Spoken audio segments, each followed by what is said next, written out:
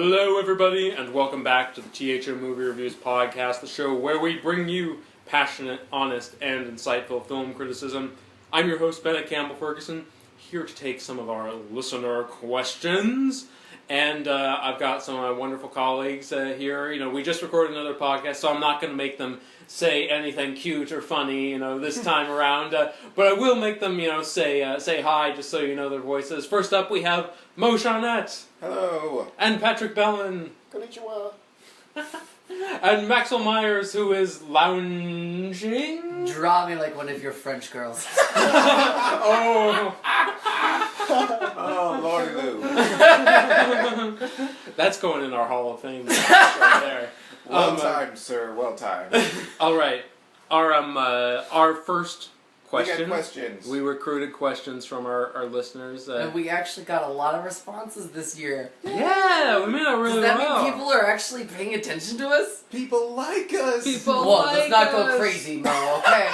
I know people Mom like likes me. us. How dare you, sir? I found out 3 people today don't want me dead. I'm winning. All right.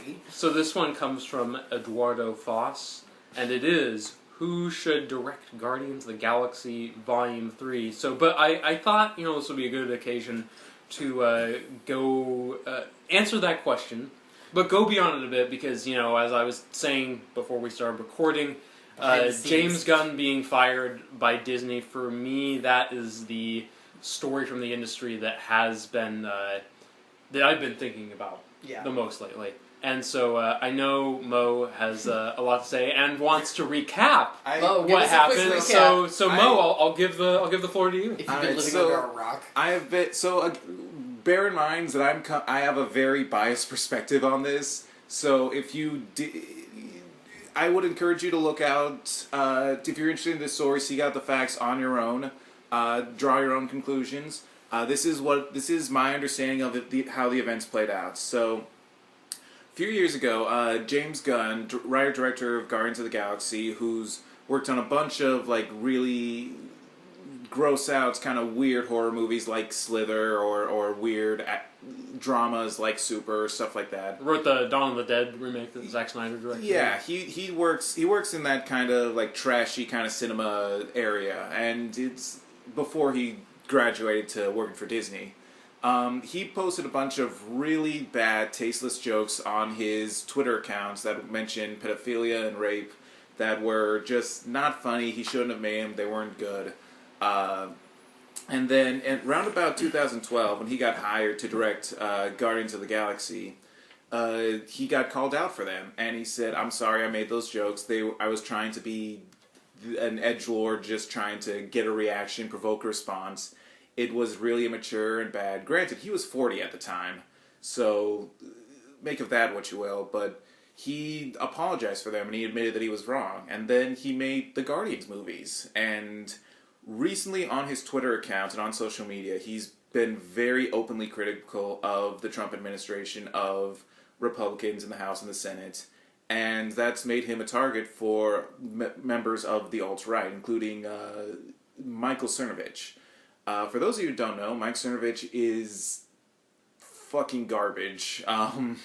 He was one of the premier voices behind the Pizzagate conspiracy theory, which alleged that Hillary Clinton and various members of the Democratic Party were running a satanic sex cult in the basement of a pizza parlor. He sounds reputable. Which did not have a basement. By the way, it's such a sad state of affairs in America that there are actually people dumb enough to believe that. It's like how could you not look at that and obviously see it's welcome fake? to the era of fake news. Yeah. But and I don't know if he was the first person who seized on this, but he's sort of the most vocal. Cernovich and a bunch of other Twitter trolls or bots or sock puppets accounts or whatever you want to call them. I have to assume some of them are real people. They pulled up James Gunn's old jokes and his old tweets and started alleging that he meant them, that he was actually a rapist and a pedophile. Never mind for a moment that Mike Cernovich himself has joked about rape on Twitter himself. Was charged with rape in 2003, and as a lawyer once defended 8chan, which is a website that, among other things, disseminates child pornography. But they called all this up and basically, attacked James Gunn and harassed him. Disney caught wind of this and decided it was in their best interest to fire James Gunn, cut all ties with him, not have him direct Guardians of the Galaxy Volume 3, not have him be the guiding force towards the Marvel Cosmic stuff going forward. And my opinion on that is that that's a mistake. Like, not just because in the short term, like, I'm not worried about James Gunn's career. Because, again, he's worked in the industry for decades, he's proven his mettle, he knows what he's done, he knows how to do it, and people know what he's capable of by now, because he's directed 2 huge, beloved blockbuster movies.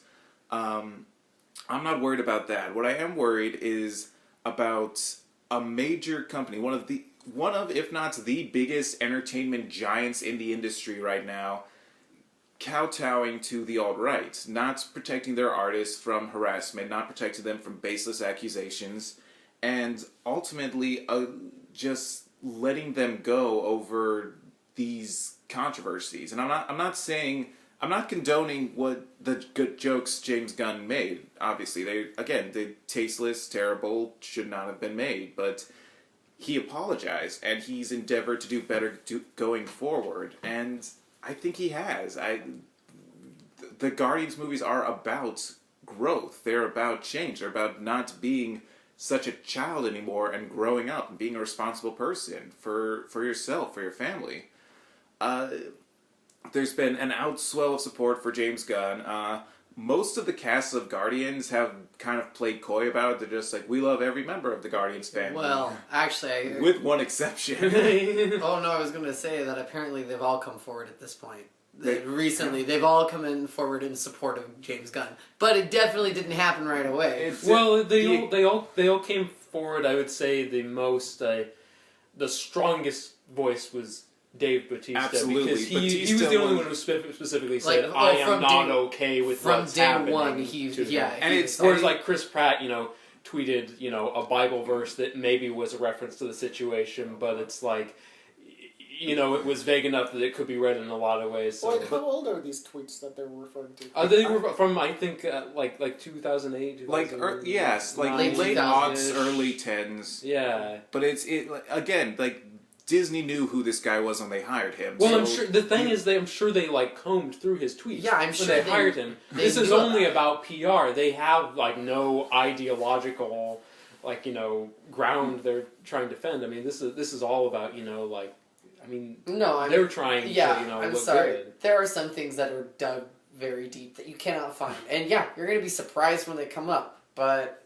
I'm sorry, you're telling me that Disney was not aware of some tweets that he made not even 10 years ago and apologized for publicly? That's he never tried to hide the fact that he did this. He said I said this, and the reason we all you don't hide something on Twitter. You're literally shouting it into the void. So whoever hears it. But this is the other thing is he said it and he goes vocally on Twitter was like, I am sorry, I should not have done that. I'm gonna be better. And he has done, and you're right. I think Disney has money, okay? I think they're more afraid that they're gonna somehow lose money on this, and I hate to break it to you.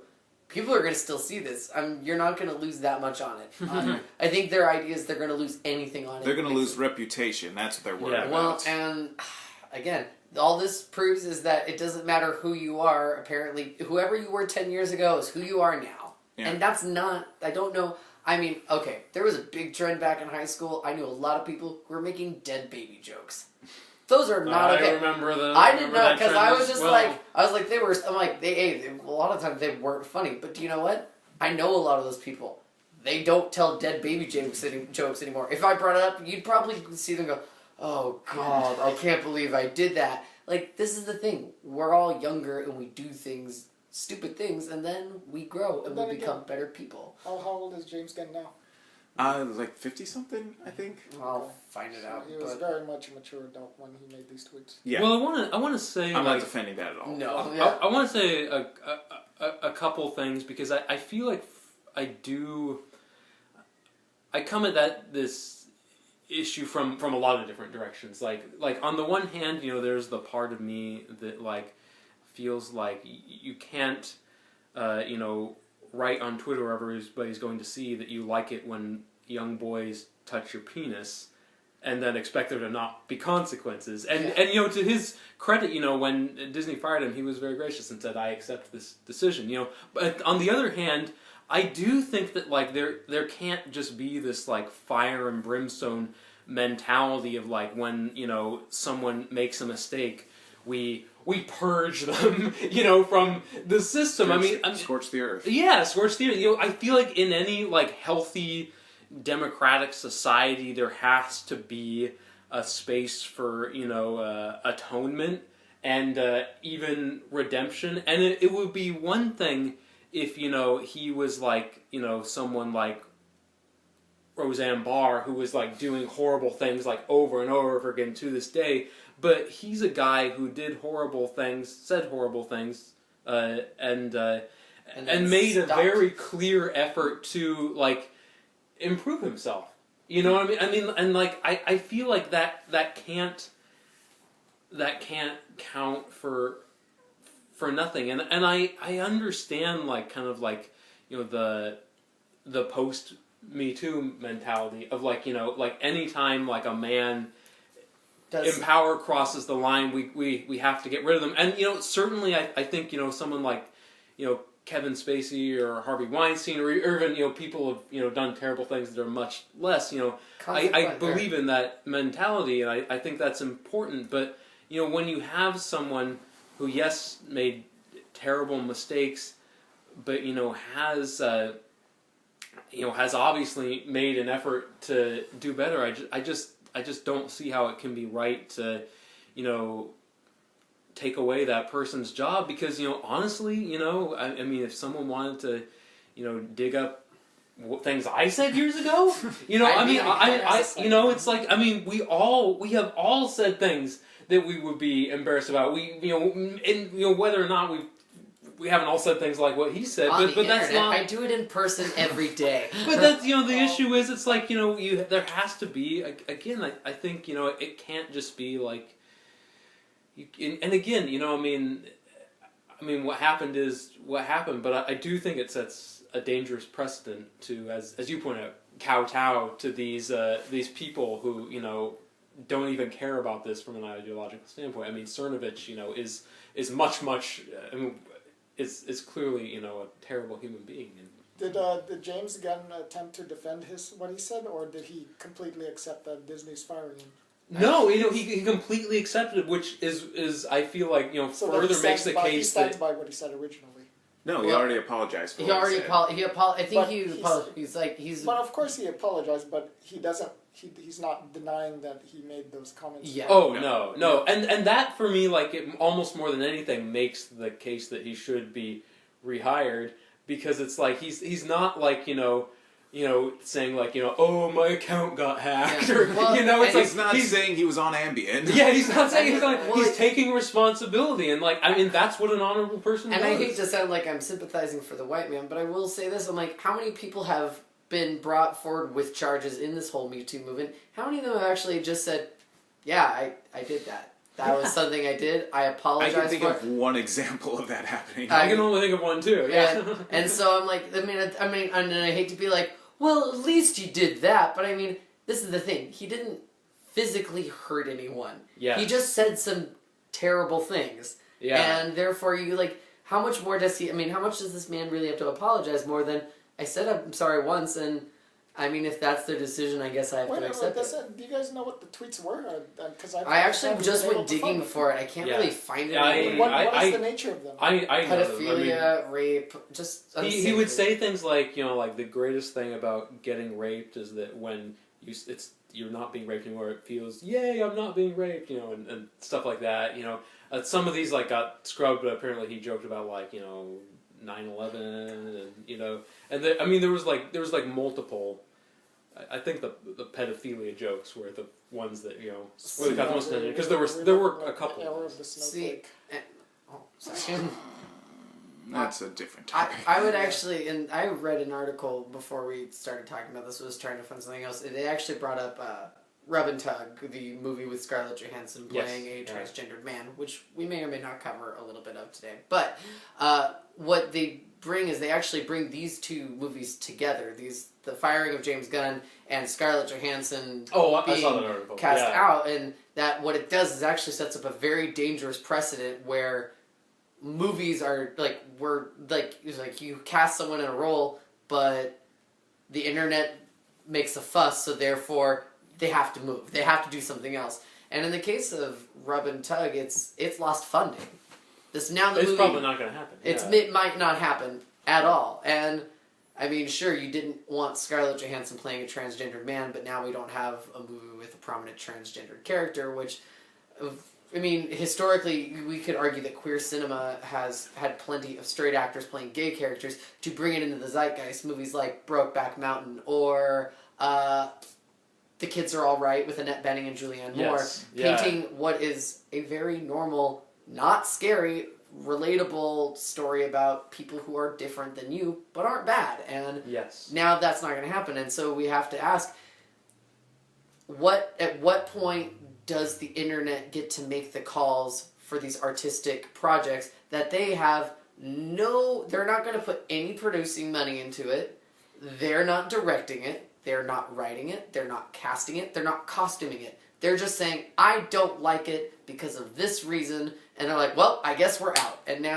they said, this is great, this movie might get made, but it's going to be made on a micro budget, probably made for TV, with some unknown actor. And sure, you don't have the well-known actor, but now what visibility is this getting? And I think they bring up, this is a good point, is you had people who were upset about something that James Gunn did years ago, and because they've made a stink, he's out of a job, which was not just one movie. He was supposed to lead the cosmic branch of the Marvel Universe, and I think this is interesting because, let's face it, much like when Taylor Swift makes a tweet, when Kevin Feige says there's a plan, just because something falls apart does not mean that the plan is no longer in play. That just means he needs to pivot. When Ant-Man, what's his name? Edgar Wright. When Edgar Wright dropped out, they're like, are you moving dates? He goes, no. He goes, I'm just going to make my crew make the dates. And they did, and Ant-Man was fantastic. But I think we should point out, too, that my understanding of the situation is that Disney fired James Gunn, not Marvel. Yeah. So this sounds like, and this is not confirmed, but this is the sense I get. But this was a decision that was like above Kevin Feige. Oh no, and I was not blaming Kevin Feige. No, I didn't think you were, but I just thought, I think this is this may well be something that Marvel does not want. I don't know. Maybe if it was their decision alone to make, they would have fired him as well. I don't know. We will never know now. But it seems to have come from Disney proper, because I think it was Alan Horn. But my question really about this is what I was leading to is, if James Gunn had a role beyond this movie, who does that go to? I mean, we could talk about I think the question is the director that fills the Guardians of the Galaxy 3 role going to be the new guide? Are we just going to get somebody who is guiding it but isn't somehow involved? I think the Russo brothers were kind of put in charge of guiding this current phase a little bit because they were in charge of the Infinity War. So it made sense that Gunn, even if he wasn't directing, might help guide these and keep it all contained. And who are we going to trust with that? Well, I want to speak to that because I think it's a really interesting question, and I was going to say, we're going to actually answer the question, or we're going to talk about the controversy. Oh, so sorry. Yeah, I know. I know. Now we're working our way back around it. I mean, of course, names have popped up into my head.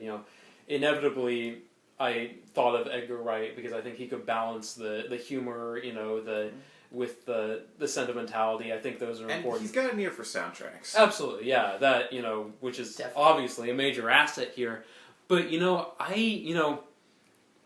I've never been a big fan of the Guardians films, but kind of this just with this whole story, all I could think about was James Gunn, since this was kind of a cataclysmic industry event. So afterwards I began listening to interviews with him. I just began kind of learning as much as I could about him. I guess to understand the situation better. And the thing that in spite of my kind of lukewarm feeling towards the films. The thing that I came to respect, listening to him talk about them, was that these movies are really personal to him. They really truly are from the heart. They come from his, his style and his voice and his worldview, and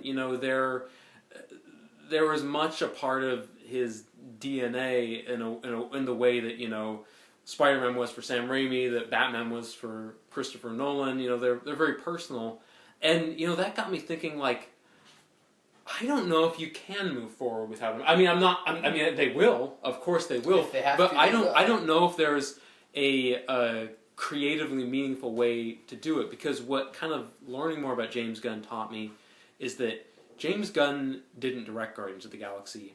James Gunn was Guardians of the Galaxy. That was his kind of...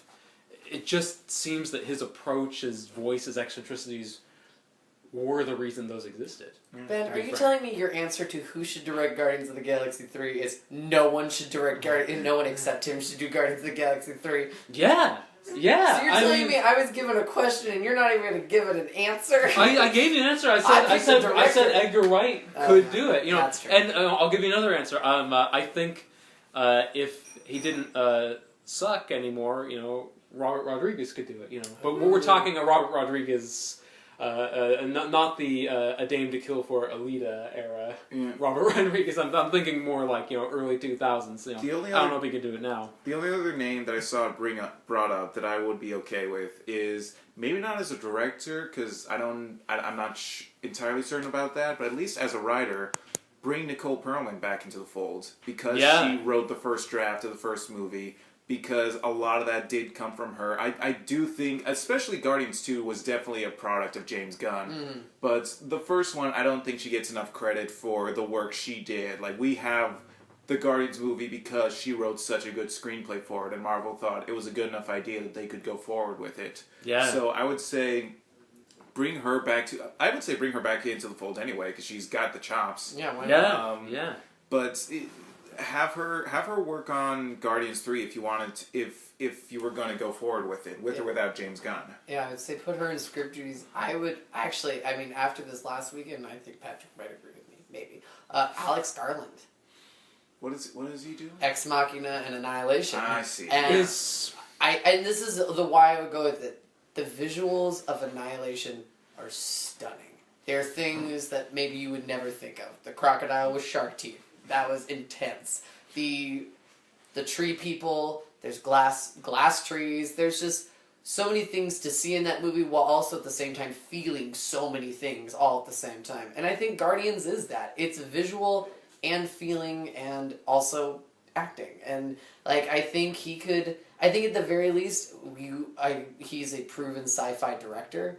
I think it would be a great leap for him to make it into the mainstream, into a tentpole film, while also maybe not committing to too many other things. Do you think he could get the playful tone? Because when I think Garland, I think kind of that very sort of somber, philosophical, like Neo Kubrick. But you do think that, but then also think of Ex Machina when Oscar Isaac is dancing with the robot. You're just in that one moment, it's like, but granted. In the trailer, it's a lot more funnier than I think it is when you watch the movie. You're just like, oh, this is okay. But even then, he obviously recognizes it, and I think with the script in play, maybe he wouldn't have to rely on making them be funny. Maybe the script could be funny, and he could just help guide it and make sure that it would push looks. him. That could be. And I think that would be fun. It's really nice to see that he's written and directed everything he's touched. It's interesting to see what a director can do working within the constraints of a machine. Sometimes they thrive, and sometimes it could fail. But I think it would be those constraints, they doom some directors, but they're very healthy for other directors. Like the limitations kind of can give rise to greater creativity. I don't know anything about this guy, just the work I've seen, and I think if you're gonna go with Guardians, I would pick a sci-fi director, and I think he has all the stuff that Marvel would actually look for, which is a newer director with a vision. That seems to be their MO is to go and find somebody who's done something spectacular but not really much of anything else, and then ask them to work for him, and basically poaching people. And I think Alex Garland would be a really I think he would bring some really new, fun things to it. Maybe not. I don't know if it would be good in the overall theme, but I think that would be my choice for director. I think it's insanely obvious that Terrence Malick needs to direct this. That's terrifying. I want to see Chris Pratt walking through wheat fields. So now I have 3 comments. Yeah. I mean, I don't question that Alex Garland is a masterful director, but Guardians might be a little bit of a stretch for him. It might be a little too out of character. The main character, Star-Lord, and the Fox character, whatever. Rocket Raccoon. I think he might not have enough to handle those 2 characters, but that's just my opinion. So, as far as this whole controversy, I think I haven't spent too much time digging into it, but I think I'm leaning towards that. I think it was wrong of Disney to kowtow to the right-wing pressure of equating Roseanne Barr and James Gunn because they're completely different things. Absolutely. Roseanne was clearly being offensive. She meant to be offensive. Right? Roseanne was always like this. Yeah, she made no attempt to I mean, do better. she's clearly being racist, blah blah blah, whatever. And with James Gunn, I mean, whether you see that humor or not, it wasn't that way. He wasn't like trying to be completely harmful, you know. Yeah. He was just making an off-color humor. He was trying to provoke a reaction, like that's what he said. So I'm leaning towards that they shouldn't have fired him in the first place. But if Marvel and Disney are gonna go at loggerheads, but Disney is gonna like bash the hammer of justice and say no, absolutely, he's not coming back. I think the one who comes to mind for me that seems natural is Kevin Smith. I like. He would not want to do it at all. See, that's the thing that he's a major fanboy for comic books, for comic book movies and comic books. I'd like to see him throw his hat in the ring and put his money where his mouth is. He does talk a lot of nerdy talk, and he does gush about a lot of stuff. It would be interesting to see him actually try. I think it would be something, but I'm a huge Kevin Smith fan. I follow him on all the social medias. I listen to a bunch of his podcasts. Yeah. He says over and over again he's having too much fun watching the movies that he wouldn't want to try making them because he doesn't think he can do them any better than anyone else. Hey, you know, if they approach him in the right way and throw enough money at him, he might do it. And I say this because give him money for a Guardians movie, it's just gonna be them standing in front of convenience stores talking about the stuff that's except that sounds kind of awesome. I don't know. That's where I'm going with this. I like what he's done with his characters, especially with Dogma. You know, he's taken those types of characters and he's made it work. And I think he could do something interesting with the Guardians crew. And also, you gotta remember, those were Clerks days. Lately, he's been doing Tusk and Yoga Hosers. Yeah. Like, I mean, at the very least, you could say he's doing something different. He's also admitted that he wants to... I don't think he's admitted this, but he definitely wants to transition more into TV, because that's much more of a writer's medium than a director's, and he's always been a better writer than a director. Yeah. But I do like the Kevin Smith show. I've heard a lot of people throw out Taika Waititi's name, and... I think he's busy. I think that would work, but I also want to see Taika Waititi do Taika Waititi movies. Like, I'd like to see him just stick with his own stuff. Have you heard about what Jojo Rabbit is going to be? Yeah. Oh yeah. God. I think I heard Taika Waititi, and my one concern was, I'm like, he's fun, and I love the feel he gives to Thor Ragnarok. I think that was an amazing film last year, but I almost think it's a different tone than what's already been set up in the Guardians, and I feel like it would throw it off. I don't think, and I don't really think he should be in charge of the whole cosmic branch as well, because I'm like, I think he set up a great world once, and I think he could do it again, but I don't think he should be in charge of all the worlds. Yeah, and again, that's probably like by committee, I imagine, because it's... James Gunn was probably not the only voice in this. It's I'm sure, yeah. I bet he was just the wrangler, kind of keeping it all, in line. So, ultimately, I guess, to wrap this up, unless anyone has any more straight thoughts. No, go ahead, yeah. I think we're all firmly on the side of rehire James Gunn. Agreed. Absolutely. I do not condone these jokes he's made. I do think he should apologize for them, and he has, and he's endeavored to do better in the future. And he did. Like his brother, Sean Gunn, who's been in the Guardians movies, posted a thing on Twitter where it's like, making these movies made my brother a better person. Yeah. And I think there's definitely something to that. And I ultimately, I don't think that major companies should be kowtowing to an internet hate mob. What was that? Sorry, something hit the ground. That was your fault. What else is new? But yeah, I don't think that's a major entertainment company should be kowtowing to the wishes of a right-wing hate mob, or any hate mob, really. So, yeah, those are my feelings. I guess everyone agrees. Just to wrap this up, I'll add in the spirit of Chris Pratt, I'll quote the Bible, which I'm probably going to get wrong because I know nothing about the Bible. Everybody's so angry at us on both sides. But let he who is without sin cast the first stone. I mean, again, we all make mistakes, which is why I think it's fair to forgive someone like Gunn, and because I mean, anyone who's criticizing him, the next day or the next week, someone could be, digging up some, stupid thing that they thoughtlessly put out into the world. Something they left on their MySpace. Yeah. Absolutely. How long ago are you Actually, thinking? nobody opened the MySpace because everything we did on MySpace was shameful, and we just have all agreed to not talk about it. They made a MySpace reference in the first Iron Man movie. And I remember that. Yeah, so I know. All right. I'm going to do a question that I think I might be the only person with an opinion on this. But okay, go for it. My old no nap for you. We get to nap. We're the tired ones.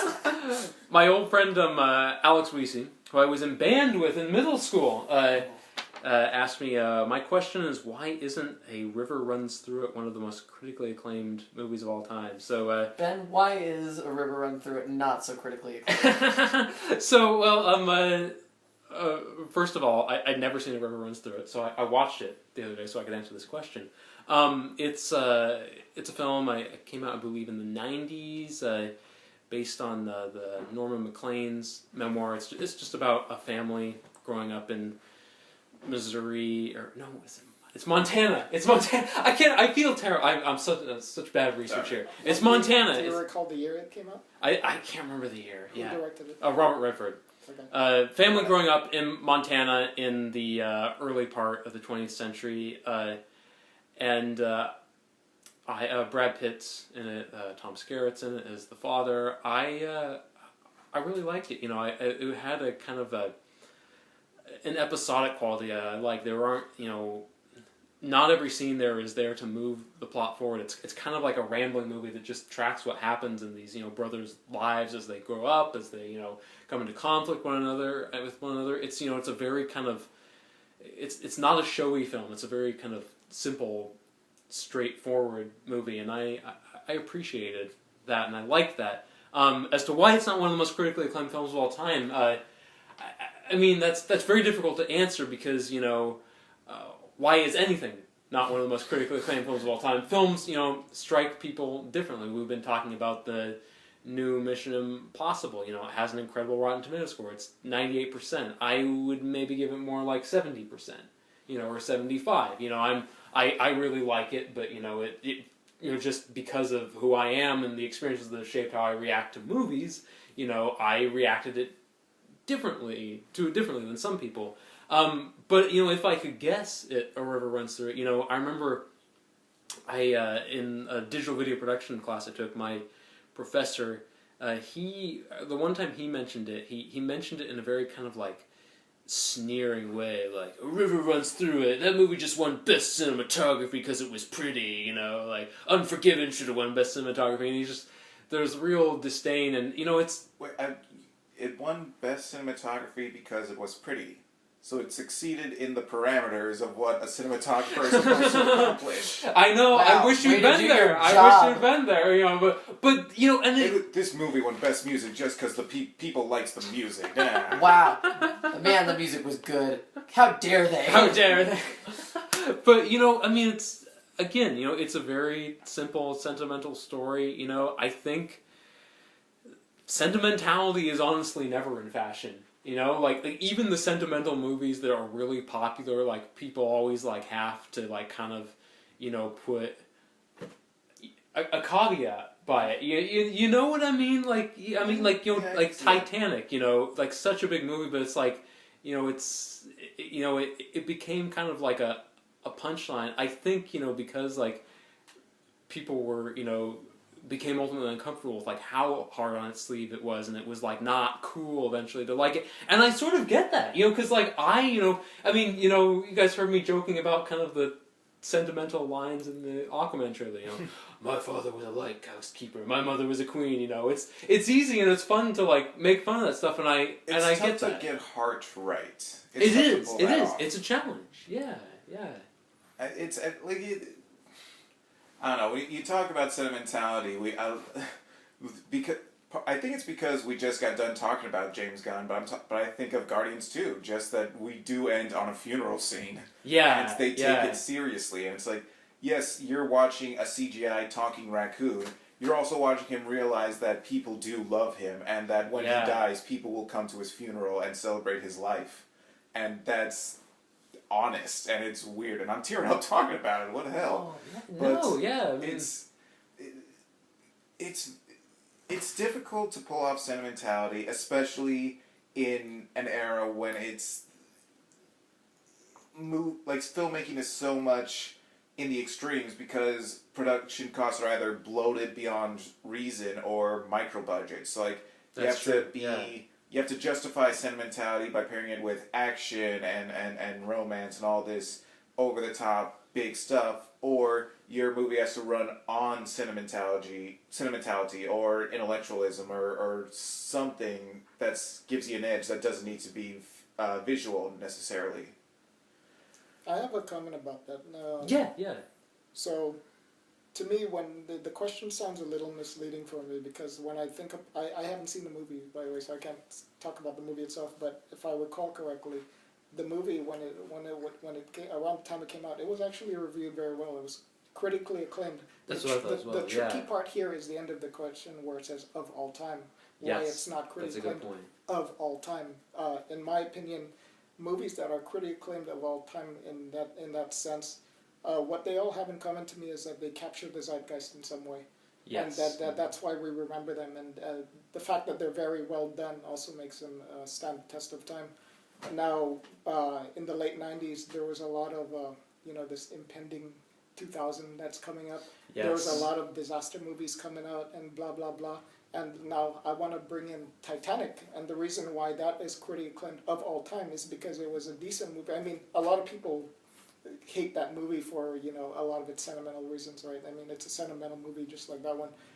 But the movie Titanic was a little bit of a microcosm for society. It's like it's a disaster. Like society is a disaster, and it showcases the failure of technology, the promise of technology, and that's why Titanic captured the zeitgeist. If the sentiment of the time was not like that, I could almost say that Titanic would not have been a critically acclaimed movie of all time. It would have just been a good movie. Yeah.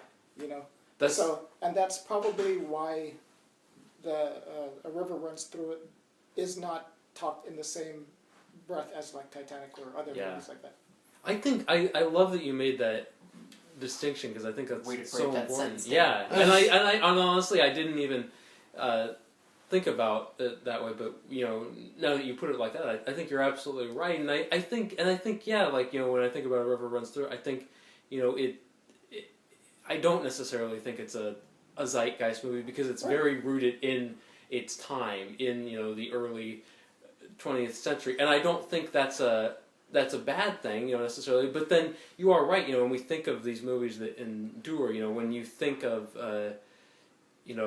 something like The Social Network, which was not only of its time but almost ahead of its time, because it seems to capture the social media fragmentation of the now as well. This is when Facebook was starting to become a thing, and it was starting to pick up speed, right? In terms of these zeitgeist films, you can think about so many of them, right? Like Star Wars, whatever. Yeah. Can pick up. And this movie obviously resonated with this person, right? I mean, that's fine. Yeah. We all have movies like that, but just because it resonated with you personally doesn't mean it's going to resonate with society as a whole. Yes.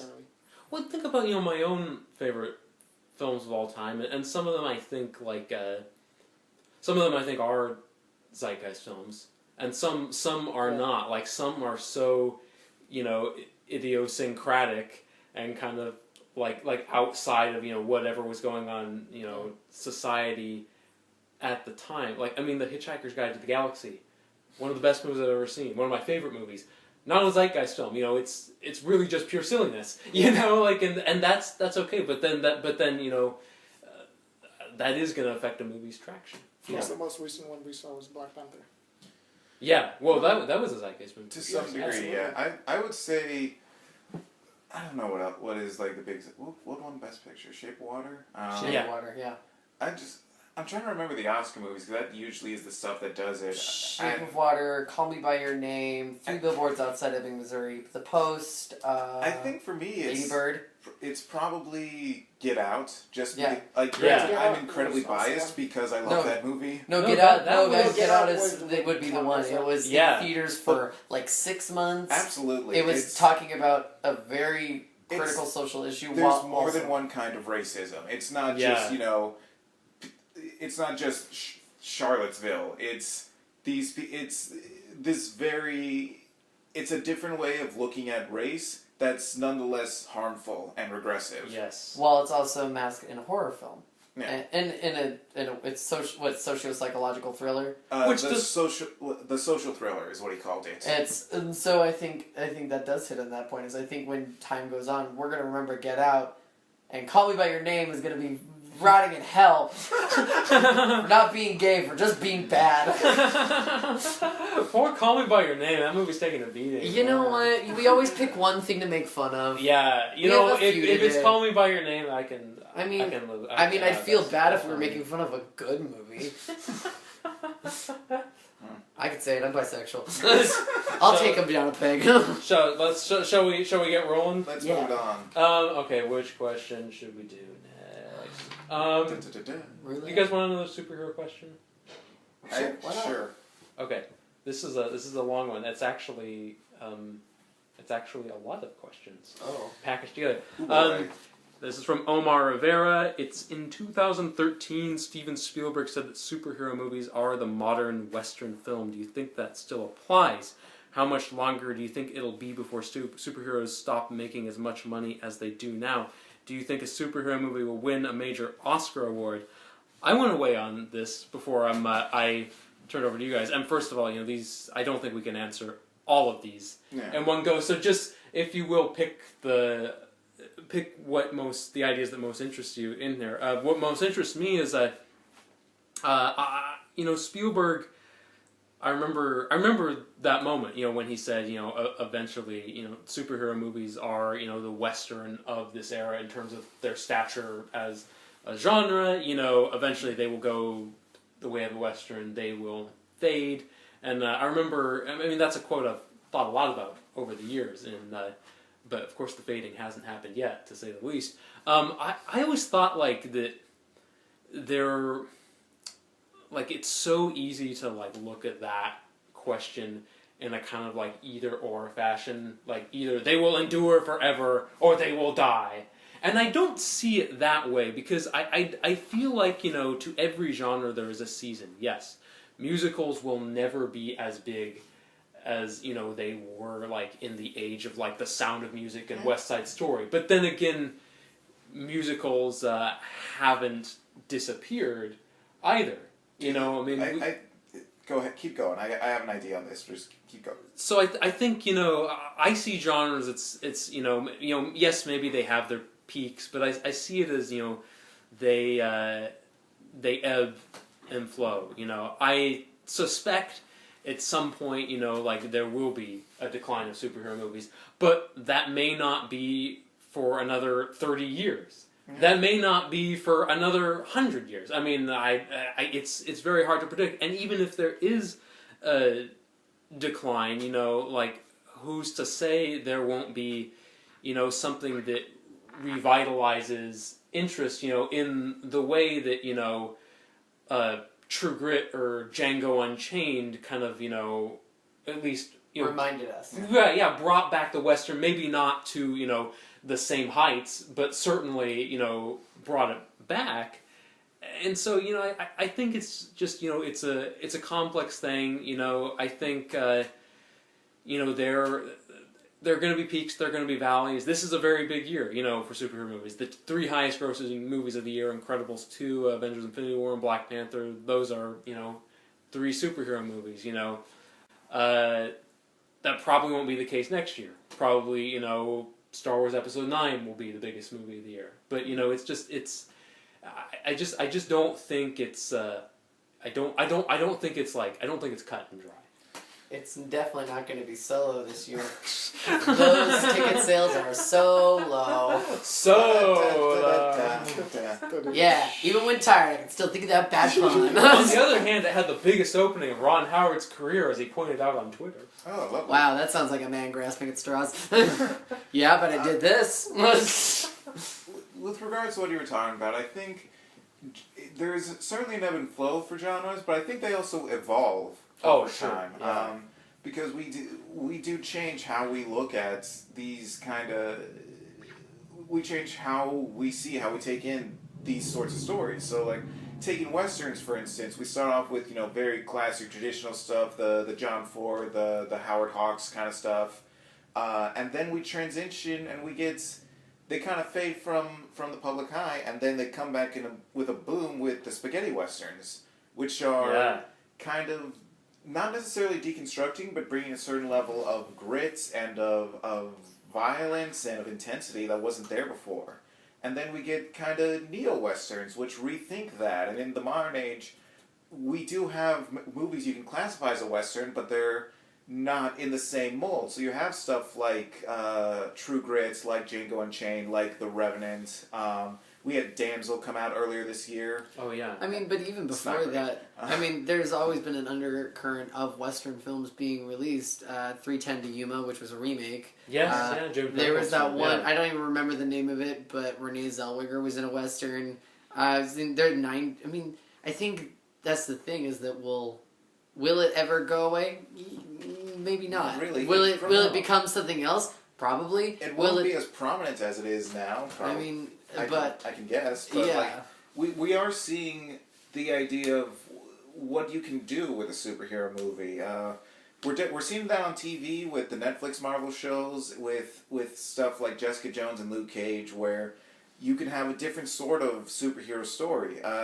We have The Incredibles coming out alongside these movies, where it's more family-friendly take on. We have Deadpool as this irreverent parody of the whole thing. And part of the secret of Marvel's success is that they knew from the start you can tell different kind of stories in a superhero movie. So you can have a war movie with Captain America, or a spy movie with Captain America. You can do a space opera with the Guardians. You can do an action comedy with Iron Man. You can do all these different things. And that interplay and that variety is what gives it its longevity. So I do think we will eventually see a day when people do, on the whole, get tired of superhero movies, or at least this specific brand of superhero movies. I think that's not going to come out for a while, because Disney is making money hand over fist, and WB is desperate to catch up with them. So I'm open to the future. I love these stories, and I want to see where they go, if they go in interesting directions. Patrick? So I have a couple of things to say about this. Going back to what Spielberg was saying, I did recall seeing that in the news cycle at one point. Well, let me just preface this with, I don't see a lot of Westerns, so I'm not an expert on Westerns, and I can't really compare a superhero movie to a Western so much. But anyways, when I saw Spielberg's comment, I kind of interpreted that as he was talking more about function rather than form. He's not saying that superhero movies are exactly like Westerns in their style, right? Like, to me, when I think about the superhero movies now, the one that strikes me as a Western is probably Logan, not so much the other ones. Mm-hmm. Oh, sure, yeah. So, going back to Spielberg's comment, so if we're saying that superhero movies are just kind of like the trend, kind of like how Westerns were a trend before. I want to reconfigure the premise here or reconfigure the question and say, are superhero movies the new musicals?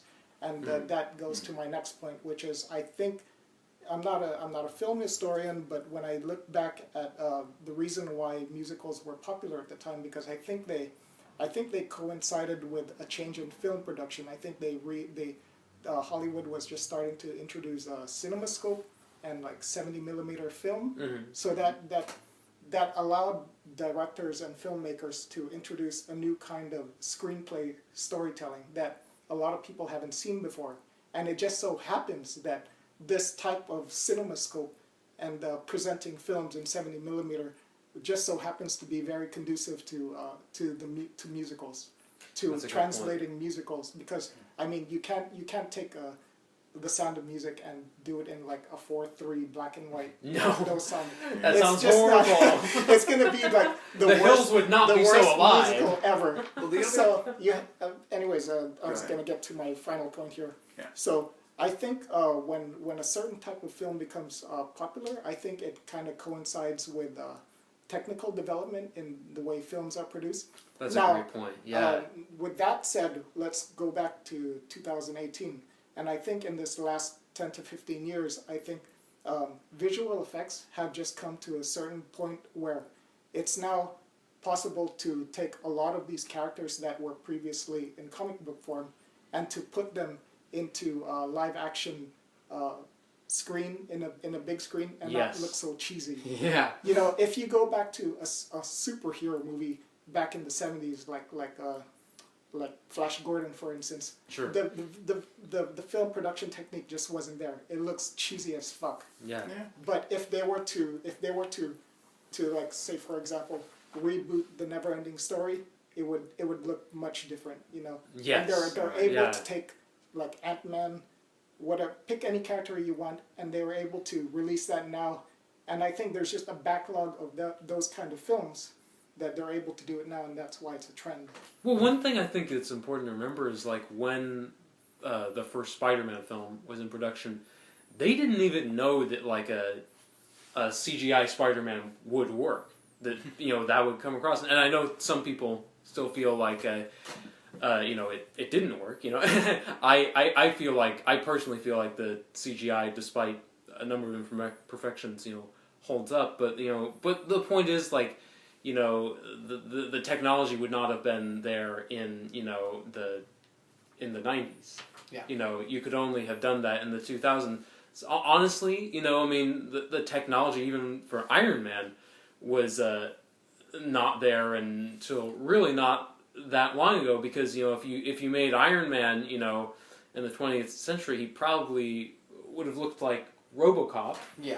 Which is fine, but he would have looked like RoboCop. It's a different kind of thing. Yeah, it would have been like a B movie. Yeah. It's also interesting to look at how culture changes and how audience taste changes. We talked about the waning interest in musicals, and I think part of it is that there was just this desire from an audience to get something more real, more realistic on screen, and musicals by their very nature are fantastical. So a lot of modern musicals, there are certainly exceptions, but a lot of them you'll either see there's a clear delineation between the story and the musicals, like in Chicago, where all the songs are depicted as fantasy sequences. Oh, sure. They're not part of the story, except for the first and last number. Or you get something like Moulin Rouge, or like the Disney features, where it's so stylized and everything is integrated so well that the idea of suddenly bursting into song isn't ridiculous. And so again, it's about a genre evolving. Now there's exceptions. You got La La Land, which was very much a throwback to the old musicals, but I feel like that's an exception.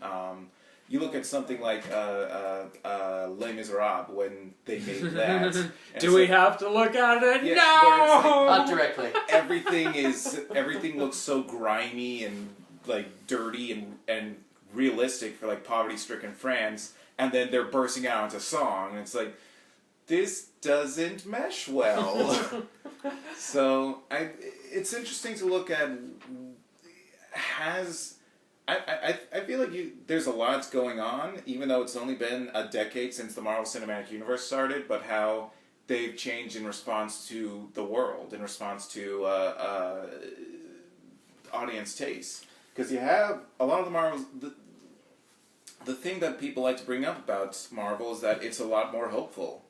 And it starts in 2008, just before the Obama administration comes in, and it's so maybe the future won't be so bad. And now we're 10 years later, and it's like we're now in an Infinity War and Trump era. I feel like there's some correspondence there. Not deliberately, but someone might write something about that. So you brought up a couple things that I got me thinking. Like I was, what you're talking about, like about musicals and people wanting things to be more real, which I do think, I think that is an interesting thing. One thing I think about, that superhero movies and musicals have in common is I think they're both, speaking to real things in unrealistic ways. West Side Story, Maria, that would not, literally happen. But at the same time, speaking to the fantasy of Natalie Wood being Puerto Rican. Yes, but also what I was thinking about was the idea, yes, I've never literally done that, but I know that feeling. I know that feeling, when you walk out of a place, you've met someone who you have just instantly come to adore. You feel like you're singing, you feel like you're floating on a cloud, and that communicated that. Superhero movies actually, I feel like I've done the same. Again with Spider-Man. I was seeing the original Spider-Man movies when I was in middle school, and just the image of him kind of hovering above the city and not feeling a part of it, reminded me of how I felt walking down the hall and feeling like I had no friends. You know what I mean? It's and I think that's really what all great genres do. They take I think kind of unrealistic trappings to kind of express things that It's people really it's the spoonful of sugar. Yeah. It's taking something fantastical to relate a real thing. Yeah. It's I get that's it the cornerstone of any story. That's And I will answer this question, and I will answer all these questions because I'll do it fast because I'm honestly sick and tired of answering this stupid question because I hear this question all the time, and we're now 5 years later, and clearly Spielberg was saying something that isn't entirely true. Yes, I think they are the modern Western in the sense that it is a genre film that is at its heyday. And they're both about the lawman trying to bring order. No, not even that. Or the law woman. No, not even going there. I'm just saying it is a genre. It is just like the Western, just like courtroom dramas. It's going to have its time in the sun. I think we've all agreed that it's at a peak. It's going to hit a valley. I don't think it's ever going to go away. How many years does it have long? Conservatively, 15.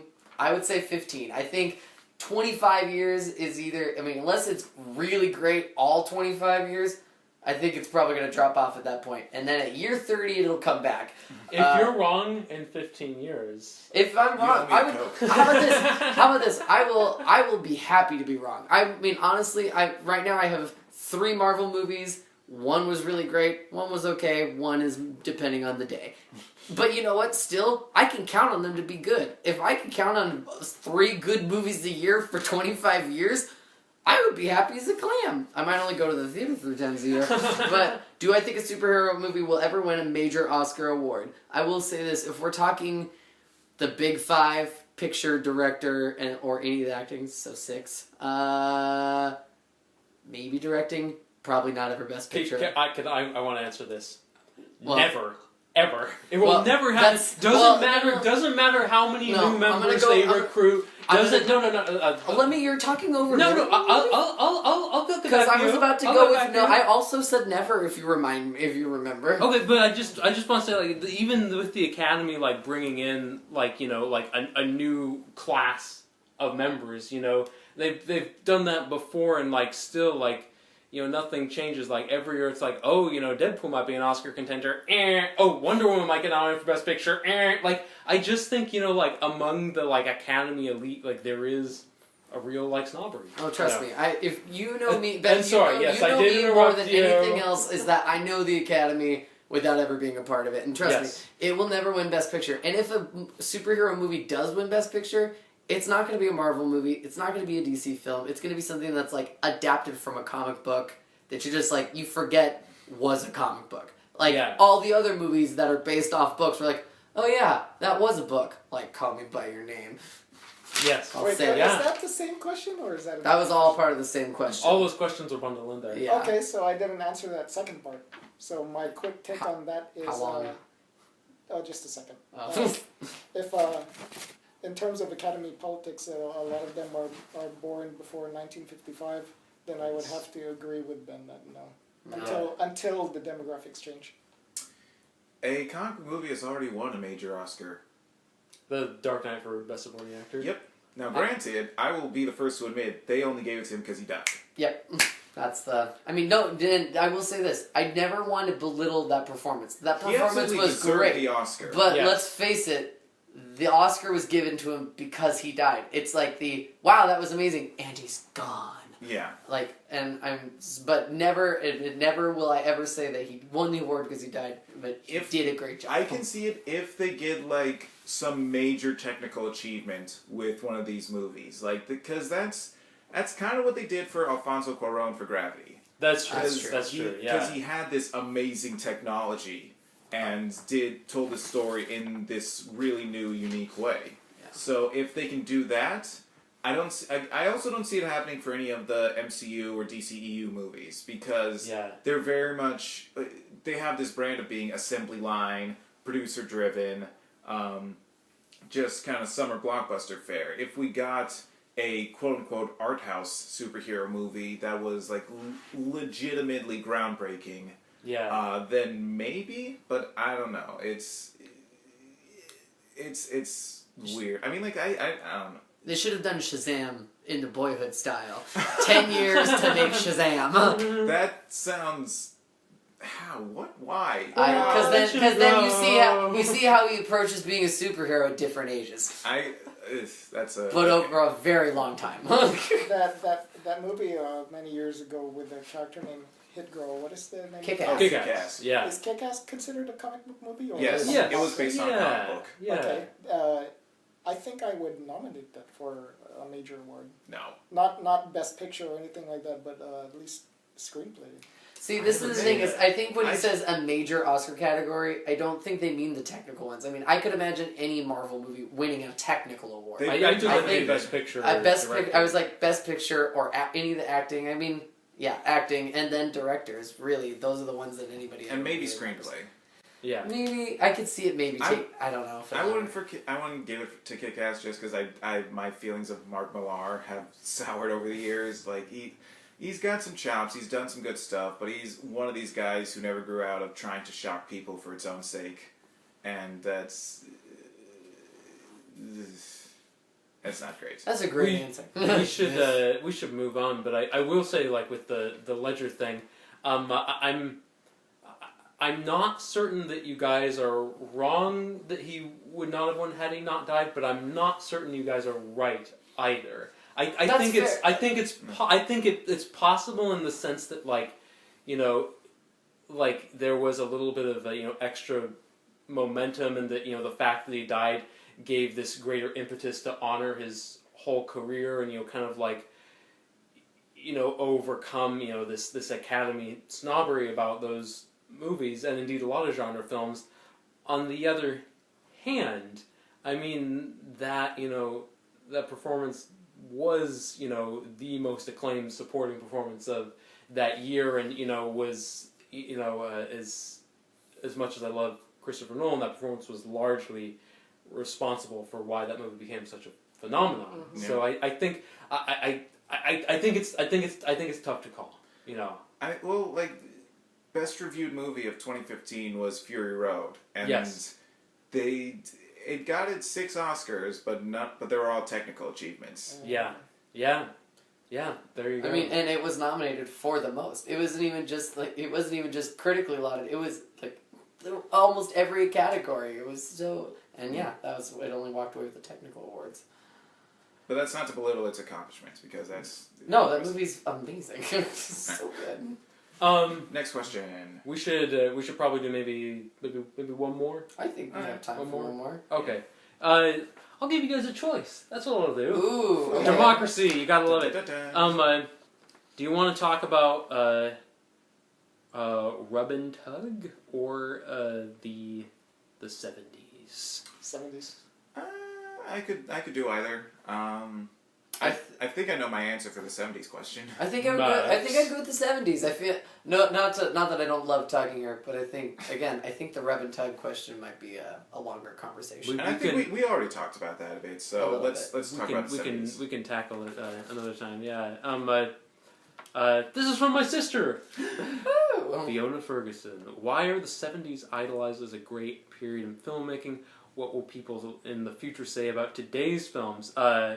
I'm going to start off with this one. Why are they idolized as a great period in filmmaking? I think because, there were a lot of, big commercially successful films that were like kind of grounded and character-driven, films like The Godfather that, were, would be prestige pictures today but would not, maybe have the same box office today. And I think, there is a longing for that period, and there is a belief, a perception, perhaps an unfair one, that like kind of serious commercial art took a nosedive after that.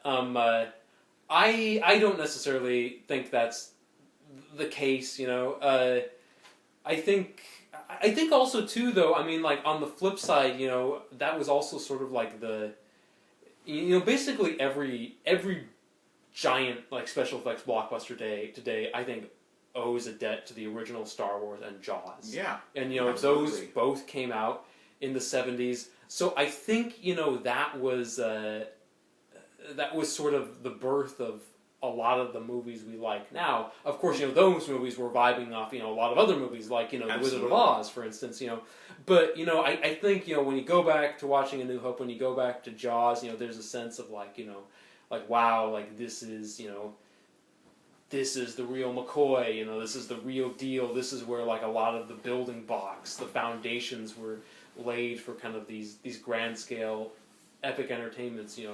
We're talking about all these superhero movies. They even though it's a different genre, they are descendants of Jaws and Star Wars. And very much. And as for what will people say about today's films, I think that's very interesting. I think a lot of films that are that get a lot of coverage, a lot of press, a lot of attention right now. I think a lot of them will be like forgotten pretty quickly. Like sorry, Incredibles 2. That's actually already forgot that I saw that this year. I mean, case in point. I mean, it's like it's amusing. It's a super forgettable, unnecessary, tacked on sequel, and I think there will be a lot of kind of movies that maybe weren't as widely lauded.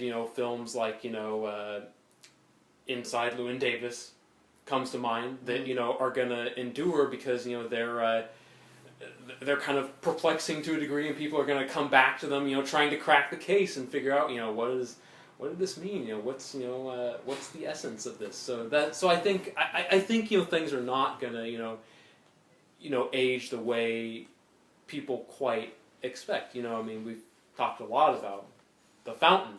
The Fountain was a major box office flop. It still has a rotten score on Rotten Tomatoes. And yet, apparently the fan base is, expanded far beyond me and Patrick, because Darren Aronofsky recently said, that's my best film and the one that has the most passionate fan base. So I think there's going to be twists and turns. I don't think people are going to necessarily look back on this and say oh, this was the era of horrible event movies. I think they're going to look back and say, oh, there were some really good event movies, and I think they're going to look at some smaller movies you wouldn't expect. So with regards to why people of the 70s, I actually do know the answers to this. I know a lot of the answers to this, not everyone. But by the end of the 60s, the film industry was in a really weird place. Because there was a lot of stuff going on. There was the advent of television in the 50s, and suddenly that became America's go-to for cheap Saturday night entertainment. You don't go out and see the latest Liz Taylor picture. You stay in and you watch I Love Lucy. In response to that, movies got more and more bloated. They got bigger. They got more extravagant. We got CinemaScope and stuff like that, where it was seeing a picture was now an event, and it's a prelude to the blockbusters we see today. And Cleopatra. Exactly, and attempted event. I'm sorry. Yeah. Anyway, those experiments led to more failures than successes, and they were losing money. At the same time, they were suddenly a new demographic in America. There were teenagers, because beforehand you made movies for kids or you made movies for grown-ups. Teenagers didn't have disposable income. They didn't have a lot of free time on their hands, and now they suddenly had both, especially with cars becoming a regular thing that teens had. So they tried to play catch-up. That was the era of James Gunn, not James Gunn, James Dean. I'm still on that. Was the early 60s. And so all these factors, and then there was, of course, United States v. Paramount et al., where they good times. The government announced that block booking, quote unquote, was illegal, which was the practice of film studios owning movie theaters. So like you couldn't say you can have this big blockbuster movie, but you also got to show these 3 little crappy movies that we also made, and the studios couldn't it was the end of the era of like a company makes a movie that they also produce and distribute into the theaters they own. Yeah, and it was ridiculously profitable, but it was also super illegal. So that got slapped down, and also the MPAA came into being. The Hays Code was slowly stripped away and done away with, and you had more freedom in movies. So we come to a time when movie studios are kind of in the hole. They don't know what they're going to do next, and they're basically willing to try out anything. So they just give money to the film brats and the misfits. We've got the misfits are people sort of comedy writers who never really fit into the mold. So people like Woody Allen or Mel Brooks, and the film brats, people who grew up with film as a constant in their lives, which no other generation had. So people like Spielberg and Coppola and Lucas, who not only learned from the masters like Eisenstein and Hitchcock and all the people who defined the language of film, but also the crap, the cheap stuff, the sci-fi serials, your Flash Gordon or your gangster melodramas or whatever. And they combine those two into what becomes these iconic movies. So George Lucas, he takes Akira Kurosawa movies and cheap, and the westerns and the cheap sci-fi serials, and he makes Star Wars. Steven Spielberg takes Alfred Hitchcock's principles of how to build a suspense story and turns it into a monster movie, and that becomes Jaws. And this is what leads to this amazing period of innovation and invention and experimentation where they more or less threw everything they could at the screen to see what stuck. And for a while it worked, and eventually, we get resistance and integration. We get the stuff that works because it's outside the mainstream becomes the mainstream, and that fire kind of dies out. But we still live in that spirit where you can tell different kinds of stories. You can do a sci-fi story that's big and expensive and fun, but also has some brains behind it, has some philosophy and some intellect. So yeah, that's why people love the 70s, why people like to look back at that time. I mean, you could also look at all these, just art forms itself in the 70s were, I think it was just a lot more experimentation, and I think it does have everything to do with it. Well, I was listening my way through the Album of the Year Grammy nominees through the 70s. There's a lot of really strange stuff. That was the year we got rock, jazz, fusion was big. But if you look at, if you look outside those nominees, some of the best music was made in the 70s. And there was a lot of really long albums and guitar solos, and I was like, you wouldn't believe how long it was. I was like, we listened to music for 6 hours, and we got through 4 albums. And my friend goes, well, when you do cocaine, things seem a lot shorter. And I was like, which also brings me to the next point, drugs. A lot more prevalent, a lot more socially acceptable. The drug scene was definitely, I have to imagine that full was there. swing. I mean, Rumors, one of the greatest albums ever made, was basically described as a drunken, drug-fueled orgy of hate and romance and backstabbing and just hurt feelings in a clusterfuck that should never have worked, and yet it produced one of the most amazing albums of all time. And that was just the 70s for you. And I think it was just, these things were commonplace, and I do think the drug element actually added a lot of layers to those things, because it does do different things to your brain and how you view those things.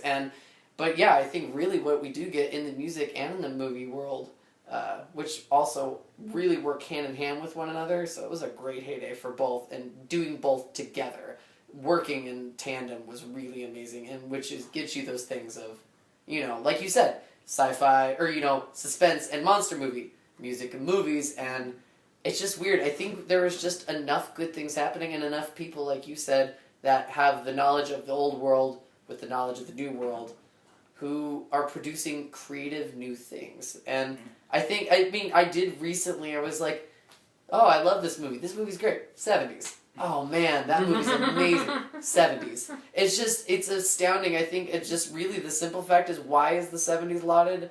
I think the easiest answer is, there's just a lot of good stuff happening. There's a lot of stuff to like then. And I mean, as far as my opinion on what will be said about today, I honestly think it will be race and race and I would say sexual orientation, that is at the forefront now. I think race is coming back. It's we've talked about race for a while. It's but now we're digging in deep. We want, it's not just the stuff we covered before. It's more than that, and we can't be quiet about it. While I think queer cinema and those representation, we just want representation, and I think they're at that other end, which is they're trying to find their way in, as opposed to digging deeper into those other ones. I mentioned earlier, I was watching a show called Gaycation, and it seemed like there was places where it would be really okay to be gay, like Paris, but where it's okay to be gay, honestly, it's the hardest issues is trans laws. Mm-hmm. It's the trans issues and that's what it is I think right now it's okay, we're dealing with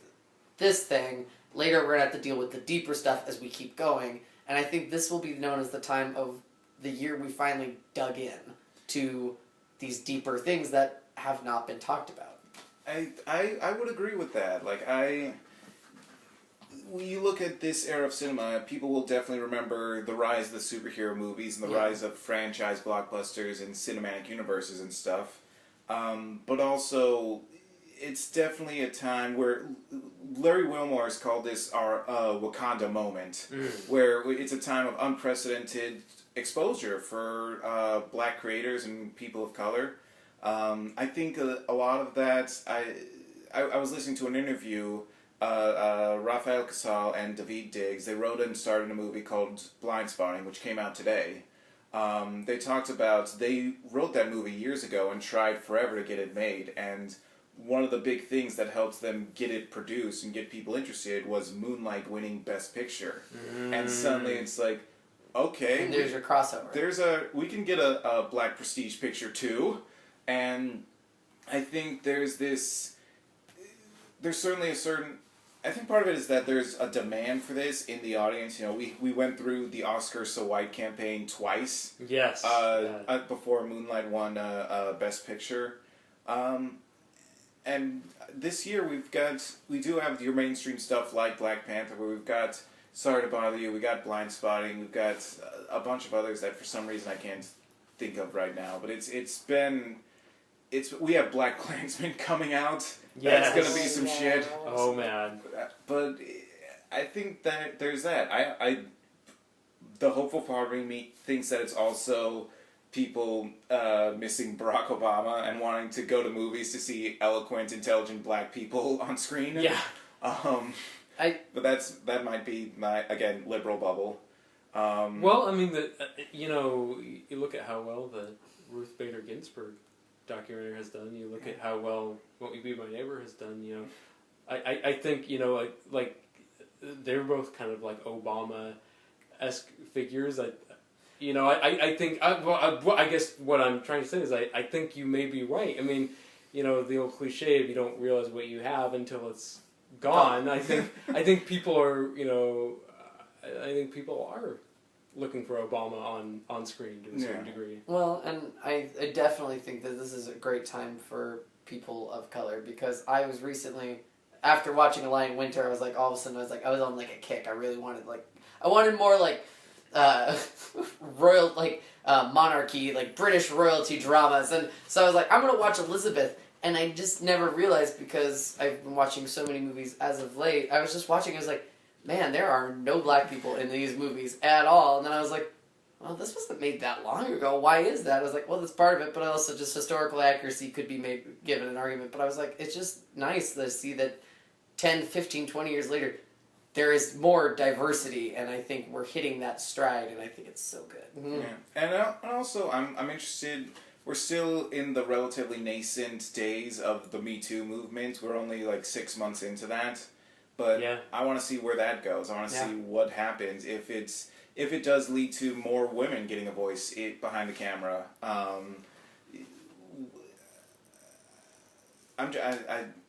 And also I would like to see where we go in terms of mainstream queer cinema.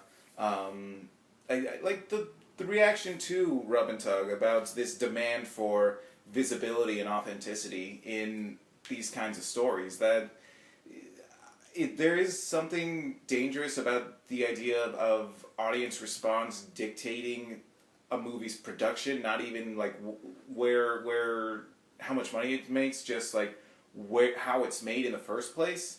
That's a little troubling, but I like that there's enough of a response that something actually did happen. That they recognized the need for authenticity, and they recognized they were going to lose money on this. Because again, like we went through this again with Ghost in the Shell, that did not make a lot of money. And I think people are realizing that level of inauthenticity. That sort of like, we're going to cast a white person to play a Japanese person, or something like that, usually leads to a crappy movie. I won't, you know, I'll just weigh in on the whole Rub and Tug thing really quick, since we did get a question about it.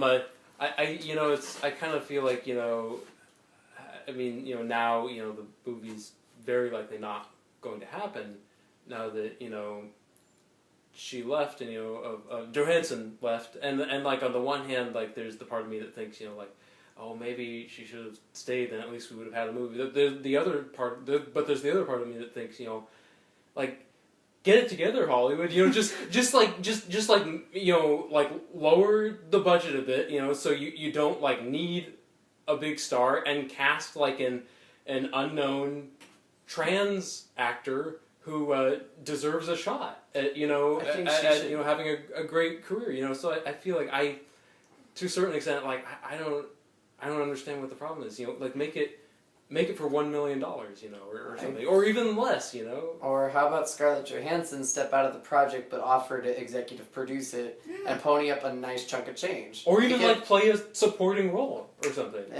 But I also think I think if the issue is without her we're not going to make the money.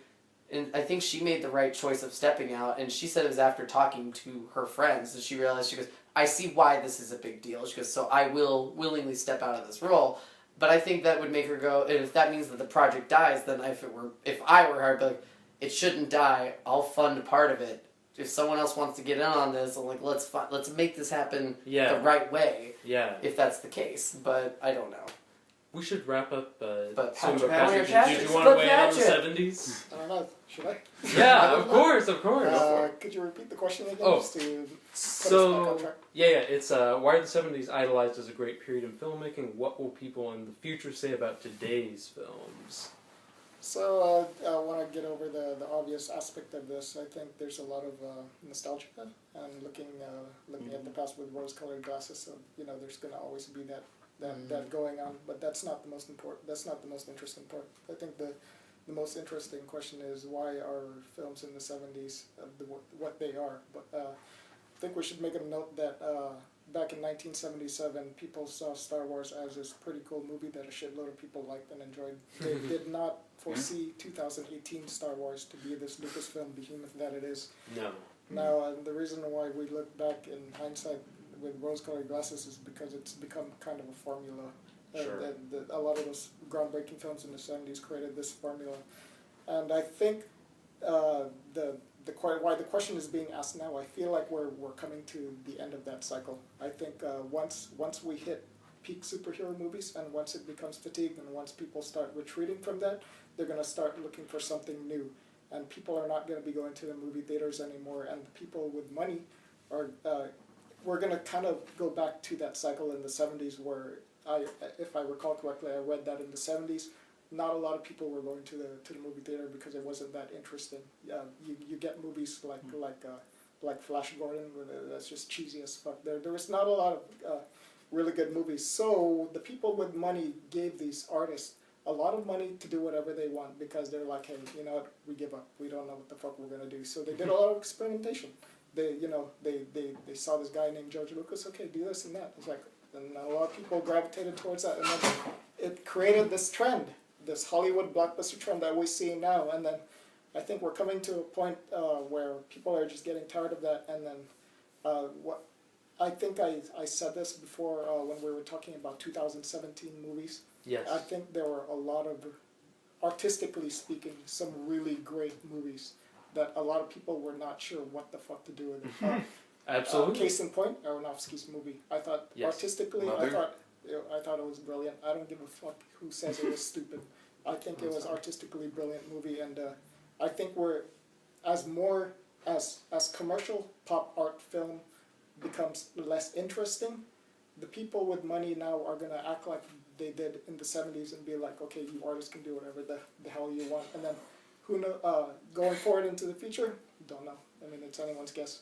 I feel I feel like there's kind of I think we're kind of seeing that in where television has gone, because that's kind of not necessarily the Wild West, but at least a place where creative voices have a lot more freedom. Because people keep saying we live in a golden age of television, and I think there's something to that. I think there's a reason why a lot of big name film actors are migrating to TV, because there is something more complex in these characters, and there is something more interesting in exploring them. I think we should make one distinction, because I think you're right in the sense that like we're seeing TV more complex like the mainstream movies, but I don't know that like TV is like more complex than like a Whiplash or a Moonlight, or you know. It's a case by case thing, I think.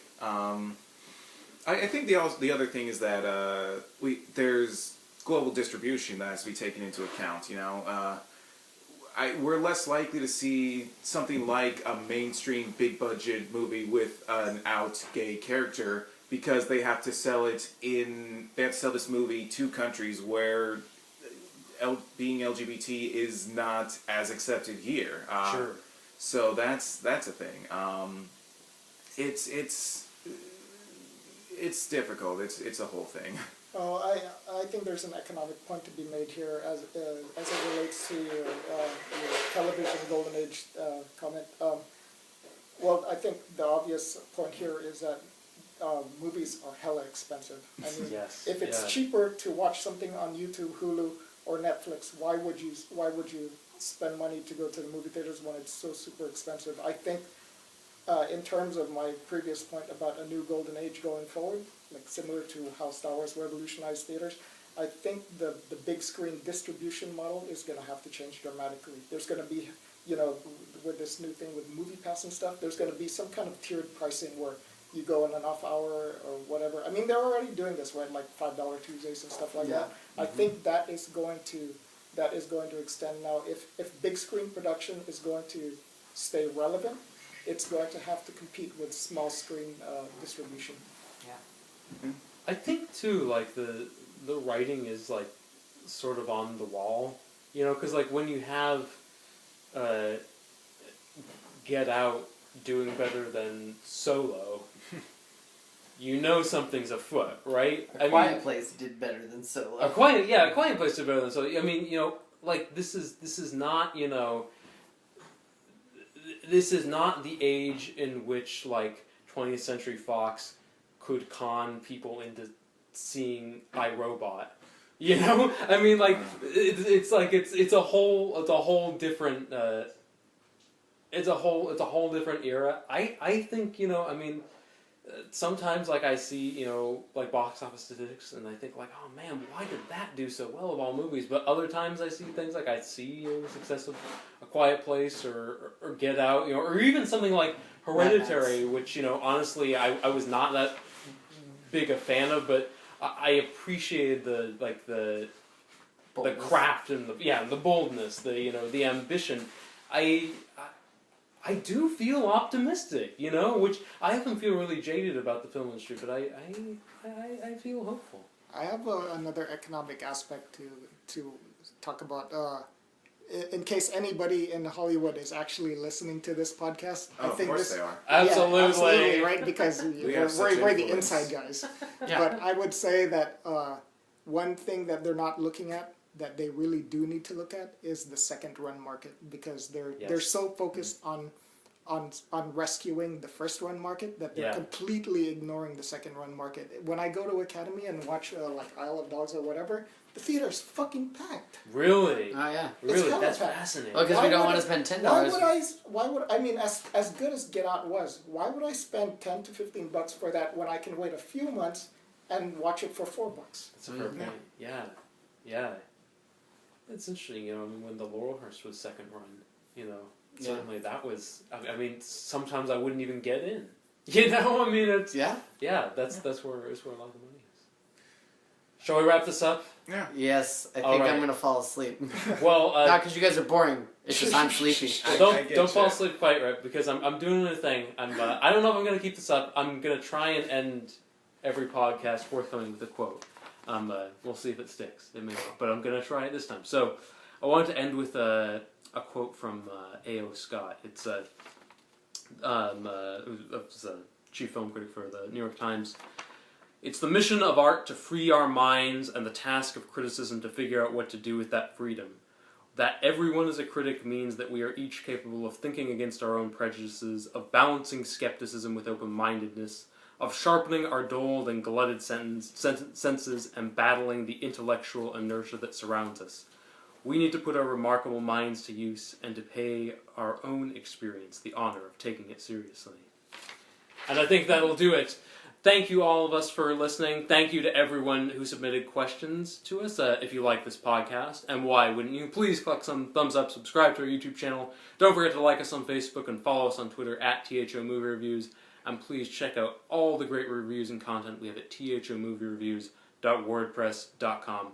Once again, I'm your host, Bennett Campbell Ferguson. I'm here with Shaunette, with Patrick Belin, and Maxwell Meyers. And from all of us here at T.H.O Movie Reviews, happy movie watching.